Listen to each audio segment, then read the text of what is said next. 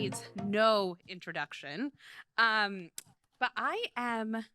So you actually might be surprised. I'm always shocked at how many people have never heard of me. So all those people are Googling you right now. yeah. You never know.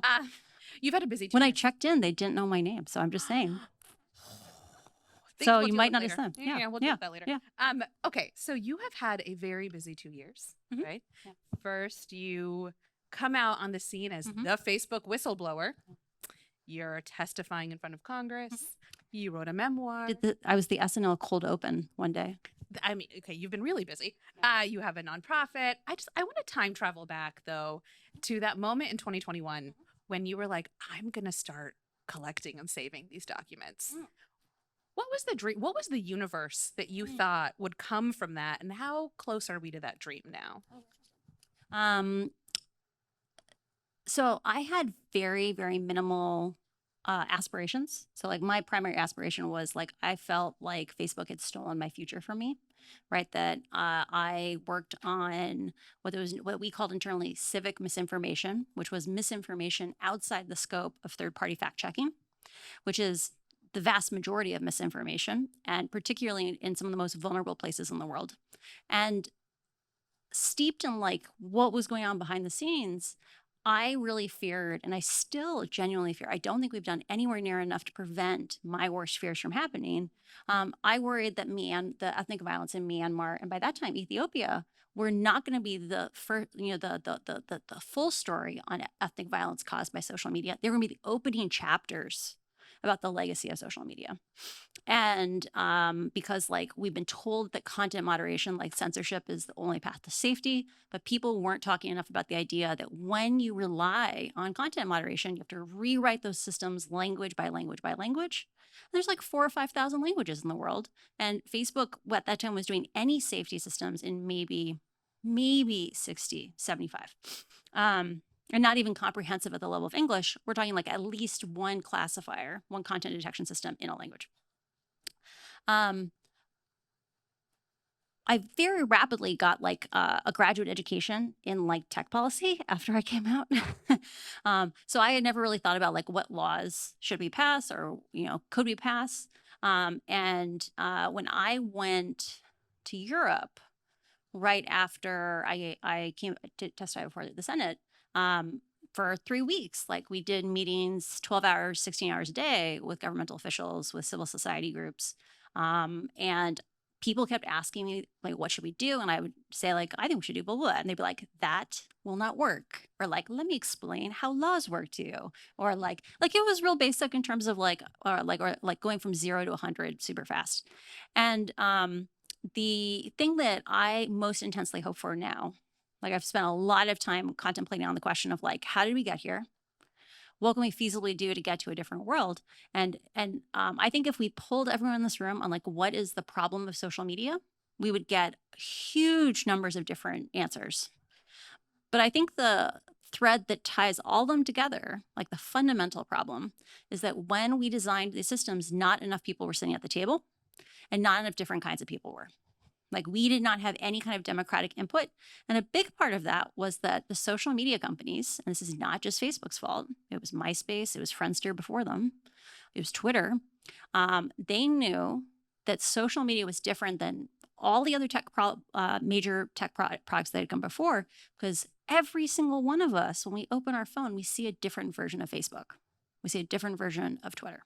Twitter was a little bit more open because they had the fire hose, like you could kind of get a portrait of what was being done. But in the case of Facebook, the version of Facebook that even people in this room, or Instagram in this room, because this room is on average, I'm guessing a little bit more educated, a little higher income on average, comes from more socially connected people. Like you're not living likely in rural communities. You're not, like most people say they have no friends, right? It's a shocking thing. I'm guessing almost everyone in this room thinks they have 1 or 2 close friends. We have a cleaner, safer version of social media than almost anyone else in the United States.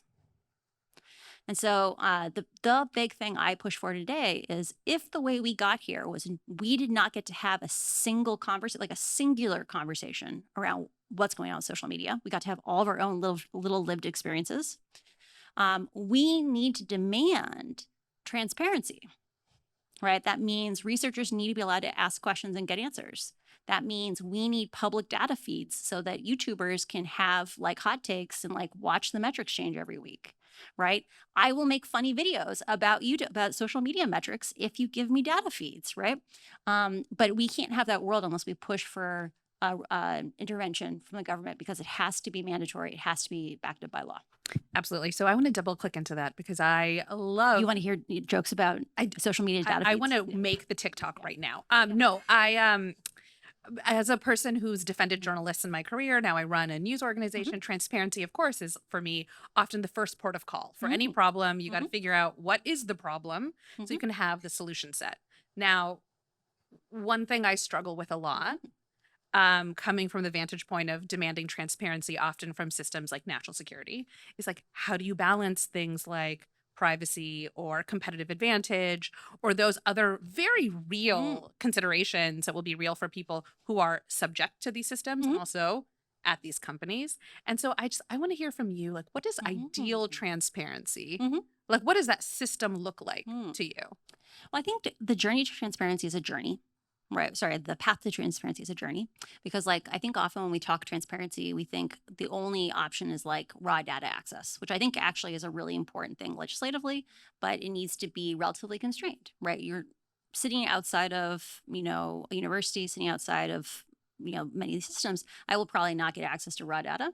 But if you had more abstracted data or sample data, that might be a thing that is safe. And so one of the things that I've found really interesting in the last, 6 months or a year, as we've been coaching governments, as we've been coaching litigators, is most people are not aware that there are tiers of sensitivity in data, right? So raw, unrestricted data access, totally agree with you. There's like all kinds of, gives people the willy-nillys once in a while, because, that is genuinely quite dangerous in a number of ways. But then there's things like, let's imagine social media companies had to publish how many children, so that's under 18-year-olds, maybe under 16-year-olds, are online at 10 o'clock, 11 o'clock, midnight, 1, 2, 3 a.m. Like, is anyone's privacy violated by publishing that data? I mean, depending on the granularity and what's in No, there, I'm just saying, but there's a way. I'm just saying that's just at that top level, just that summary metric. No one's privacy is violated, right? You could even begin segmenting by some demographics, and you're still not going to have, like at a course level demographics, you're not going to have anyone's privacy violated. That's an aggregate measure. Then you start getting to things like top N. So top N is something like saying, what's the 1,000 most popular posts on your service? So let's raise hands in this room. If something is viewed by 1 million people, actually, let's put hands up. So everyone put a hand up in the air. If something is viewed by 1 million people and we publish it, do you think their privacy is violated? If you think their privacy is violated, please put your hand down. Okay. If something is viewed by 500,000 people, is their privacy violated? If it's viewed by 100,000 people, is the privacy violated? If it's viewed by 1,000 people, is the privacy violated? Okay, we're getting closer. It's viewed by 500 people, is the privacy violated? It's viewed by 100 people. So it turns out when you go and actually poll people, people say if something is seen by 32 people, people don't consider it private anymore. Like, this is the average person on Facebook. Like, this is one of the docs and the disclosures. People consider that to be like, if we're talking about our living rooms versus the town square, you post something to a space with more than 32 people, you're not actually trying to keep it private anymore. And I don't necessarily agree with that. Yeah, but how does that break down contextually, right? Because it's like sensitive communities. I right? totally get it. I don't totally care if 37 people see what I had for breakfast, Yeah. but I do care if you're judging my outfit. That's so the thing though is like right now, there are groups on Facebook with 5 million members, and because they are quote closed groups, right? You have to be a member to join. They can be open, right? Like you can join that group. Or anyone can see the content, but you have to join the group. Like Facebook has said before, like they'll never release data on it because that was a closed group, right? But that's ignoring the fact that most of those groups are closed groups because they want to be able to exclude people. That if you come in there and yell a lot, they'll kick you out of the group. And they can't do that unless it's a closed group. Right now, when we say, hey, this group had 5 million people, but it's private because you were a member, you're actually putting people in danger. Because that is not a private space. Like if you're sharing information, they're actually like, I'm safe, this is a private space, you are in danger, right? you can imagine coming in and saying, okay, there's some bar, maybe it's 10,000, maybe it's 100,000 people. And you say, if your post was seen by more than 100,000 people, is it not private anymore? And being able to start having data shared where you say, this is outside the realm of sensitive, or coming in and saying, we're going to randomly sample data that had public as the sharing setting. There's things where we can begin to get transparency into like what is the algorithm rewarding versus like what is being produced, where you still are not violating people's expectations. And so I think there's a bunch of these things where we need to have conversations on what we call the minimum viable queries. So I'm working on a nonprofit called Beyond the Screen. In tech, we have minimum viable products. It's like the least product that someone's willing to pay you for. We are doing a project called Standard of Care, and we would love to collaborate with people in this room on it, where we are making a taxonomy of harms. We're trying to scale up what Jonathan Haidt did around teen mental health. Say, let's do open literature reviews on as many problems as possible. Let's give them names. Let's give them ID numbers. Let's go through and say, for each of those problems, what are the areas of opportunity for preventing or mitigating that harm? And let's make it a standardized taxonomy. Because now that we have structured data, we can say, okay, of those areas of opportunity, we call them levers. Of those levers, what are the 5 that impact the most harms relating to kids? Okay, now that we have those 5, which of them impact harms to democracy? I'll give you an example on this one. I think one of the most important levers for kids is around helping kids go to sleep when they want to go to sleep, right? Because sleep deprivation makes basically all the mental health problems worse.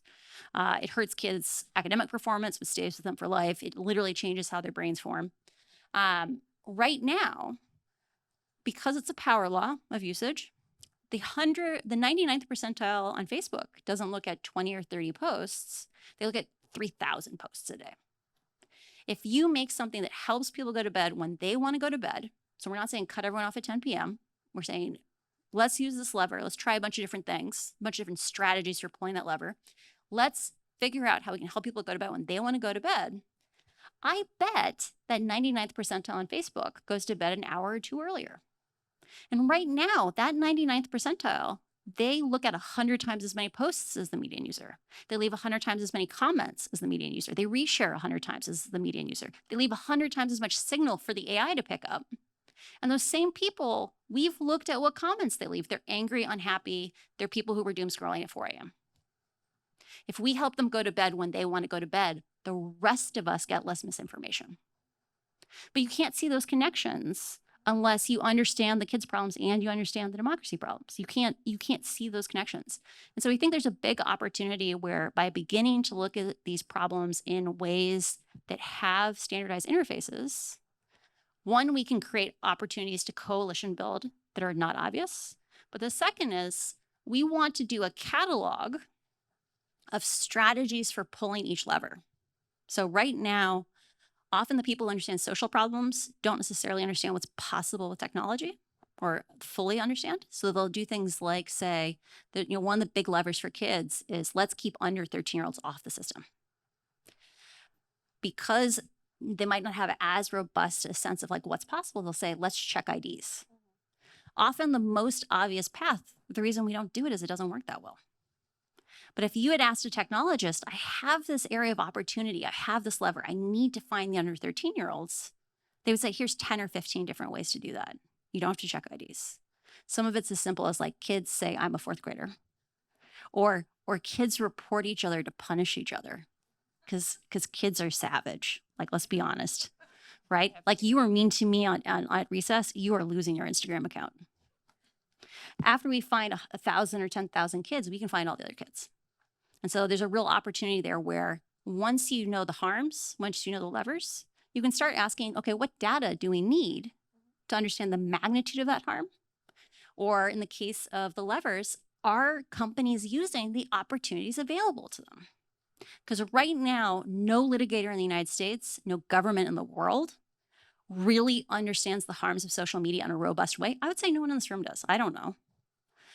But once we have a common interface to talk to each other, to aggregate information, we can come out and say, we actually can figure out the minimum viable queries. We don't need to do raw. If raw data access is going to keep us from moving forward, let's figure out a smaller set of data that gets us 70% there. Because I bet we can get there in 6 months.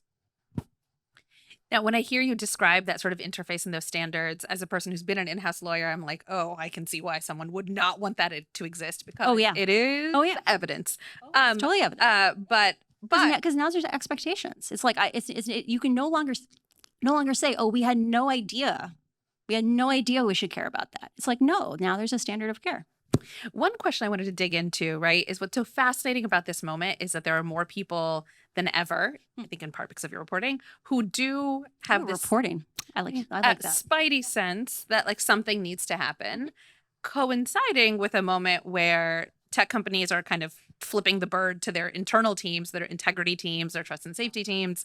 And it feels like a very funny mismatch, right? If I were a betting woman, I would have bet the opposite, but instead they're just ripping out the people internally that could do this kind of work. And I wonder for folks in the audience, if you could talk a little bit about what do those teams tend to do, and what are the implications now of having those integrity teams, those trust and safety teams yanked out of these companies, and what does that do as a hurdle for some of the advocacy work you're doing? Interesting. So just for context for people, trust and safety is viewed internal to most of these companies as a cost function. So you have profit functions, these bring in more revenue. Safety and trust has been historically viewed as a cost function. It's like it's a cost of doing business. Like if we don't, like people are going to yell at us because we, have hate speech on the platform, because there's child exploitative imagery on the platform. We need to at least be able to point at something and say, look, we're trying. One of the things that I think is so interesting about this moment also is now that things like the DSA are coming into being, or some countries are beginning to explore like what. Do you want to explain that for folks just in case everyone's not hip to the latest twists and turns of the DSA? Yeah. Who in here has heard of GDPR? Yeah. See, the slow arc of history. Who in here has heard of the DSA? Who has not heard of the DSA? Put my hands up. Okay, good. So Digital Services Act is on par with GDPR. So GDPR passed, I don't know, at least 10 years ago. I remember being at Pinterest when it went into effect, or we prepared for it to go into effect in like 2016-ish, 2017. And people like to say GDPR didn't accomplish anything. I remember being inside of Pinterest, and the person who was in charge of getting compliance with GDPR was like walking every team in the company through, what data have you hoarded that you are unaware that you hoarded? That was my job at BuzzFeed. Oh yeah, not fun. Fun. I don't envy her. Like the person at our company, it was one of these things where people didn't realize that they had, random engineers at some point, random data scientists had set up little pipelines, like queries that run every day, every month, whatever. They were producing some pretty sensitive things, and people didn't even know they were running anymore. Right.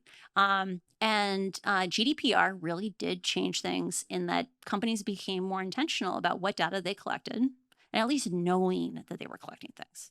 The Digital Services Act is the most recent kind of generational law. So that was a generational level law. The Digital Services Act is the generational level law for online harms. And so there's kind of two schools of thought about how you can approach online regulation. You can either come out and say, we forbid specific things. We forbid certain kinds of content. Like if you post this kind of content, we're going to give you notice, you have to take it down. You have 24 hours to have something up. Otherwise, we'll fine you. Another is to come in and say, what were the incentives in place that caused the system to behave the way it did? Can we change those incentives? And in the case of the big tech companies right now and their trust and safety teams, the trust and safety teams are viewed as a cost center. I went, and before the the Wall Street Journal started reporting, I looked up every single time. I'm a data scientist, so before I go into detail, I'll be like, Francis. I went and looked up the stock price of Meta. I looked up the price of the NASDAQ for 5 years, and I compared and said, how often has Meta, then Facebook's stock price declined more than 5% over 10 or fewer days compared to the NASDAQ? And there were only like 27, 28 moments in 5 years where it went down more than like the NASDAQ did. And of those times, overwhelmingly, so like there were a good chunk of them, maybe 6 of them of that 27, 28, where all of FANG sold off at the same time. Like it was kind of overvalued, sold off, corrected. Of the remaining ones, the overwhelming majority, maybe like 75%, where some news cycle happened where either Facebook announced we're going to spend more on safety. So the largest single decline in the stock price as a percentage was in 2019 when they announced we're going to hire 20,000 more moderators. Or there was a news cycle that implied they were going to have to spend more on safety, right? Safety is a cost center. It makes your profit margins look worse. The thing that changed in the last year was Elon Musk came in and said, I have to make this company way less expensive. I'm going to fire all the people who I don't think are bringing in revenue, which was their trust and safety team, amongst others. And Mark Zuckerberg came out and he made this comment maybe 6 months ago. He said, Elon proved you can rip the Band-Aid off and there's no consequences. And by rip the Band-Aid off, he means you can fire tens of thousands of employees, many of whom are moderators, many of whom are your trust and safety, your AI ethics team. And then you can open source your AI model and no one complains. No, I mean, the margins get better. That's why he did, of course. It's so interesting because the way to restore, if you are talking about a cost center, the way to restore the balance, of course, is as they were talking about in the previous chat, make sure they feel the pinch somewhere else, right? Yeah. Which is why regulation is so valuable here, potentially, right? You mentioned working with litigators. I'm very curious about, as a class of people separate from regulators, right? So if you have regulators who are sitting and thinking, what does the federal legislation look like, or EU legislation, you often have litigators who are thinking, okay, but on behalf of the people, right? In class actions and other things, what are the tools and levers available to us? What does that landscape look like for you? Well, I would paint them as a piece within. I think we often blind ourselves to the fact that we are not actually kept safe by the government. I think laws are lagging indicators. Yeah. I had a memoir come out this summer called The Power of One. We'll get to that. We'll get there. Okay, good. And I write in the conclusion about the idea that we really like to focus on when laws pass because it feels so definitive, right? Like something has happened.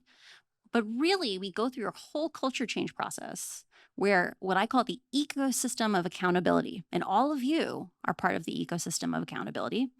But litigators sitting alongside investors, journalists, academics, legislative aides, concerned parents, all of those different functions are part of that ecosystem of accountability. And in the case of litigators, in the United States, for example, we never regulated tobacco, right? Like at the FDA level, the federal level. Congress came in and said explicitly, FDA, you can't do this. But all the attorney generals came together and said, we're going to do a unified class action lawsuit. And class action is not a universal solution, right? The United States has pretty good class action laws, but it's a pretty foreign concept in Europe or in, say, Canada, because they pass laws more effectively. They don't need other options. But the one of the things I think is quite exciting is the Seattle Public School District came out, and other school districts have joined them and said, we have expended a phenomenal amount of money hiring more counselors, doing discipline, right? Like the principal from my high school said the number one thing he spent is, how is that possible?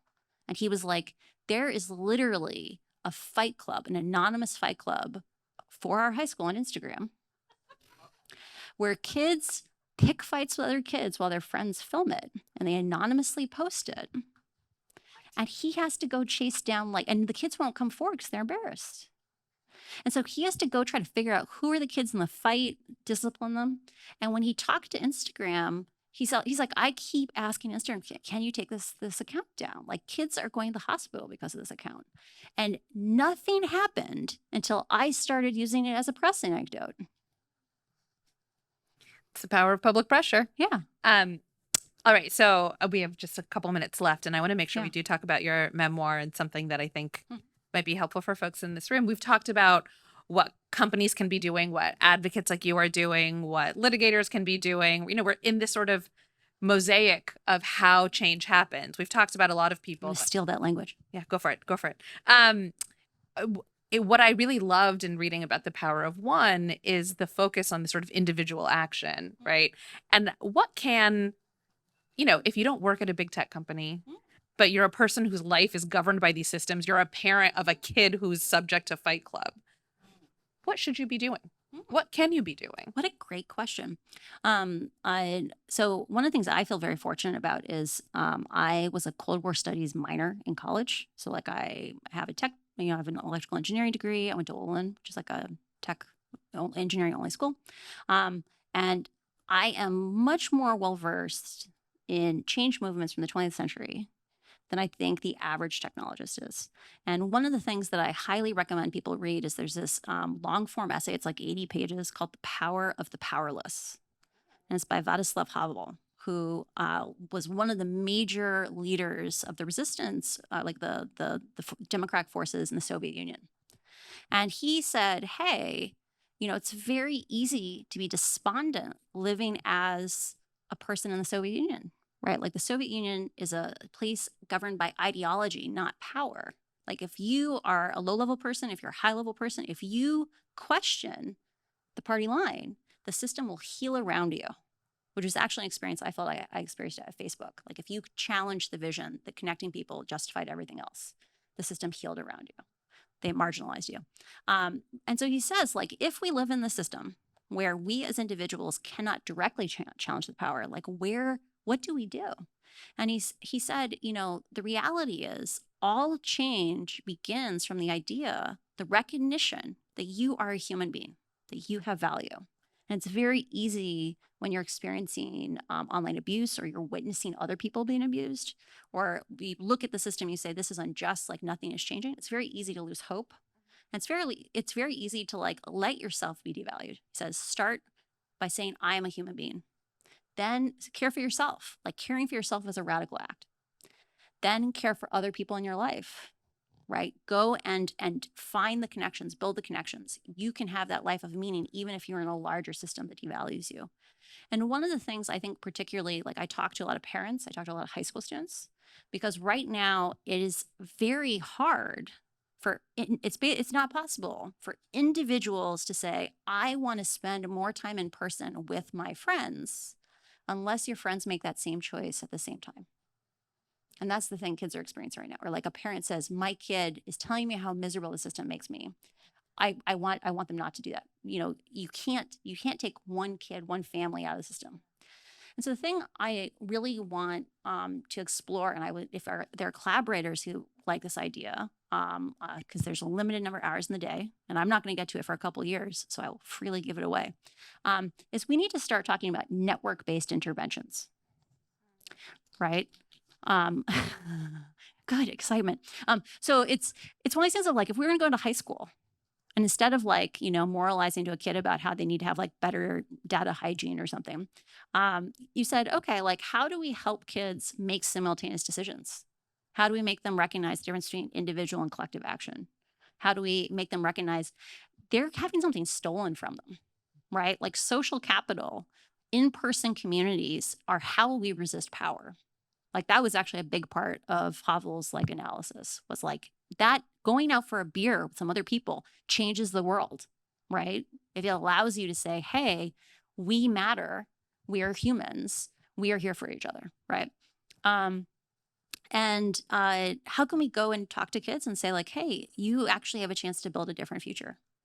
And if we continue to be passive observers in our own lives, we live lives of scrolling instead of lives of drinking beer in person, or in my case, hard cider, because, gluten is a thing. How do we reclaim the right to be in person with each other? Because right now we keep allowing our in-person social spaces to be eroded. And if you live in a suburb, if you live in a rural place, you may not have anything at all in terms of where you can go and be a human with another human. I think that's a beautiful place to end it, and a great opportunity to thank the All Tech is Human organization for creating these spaces and these communities. So thank you, Francis.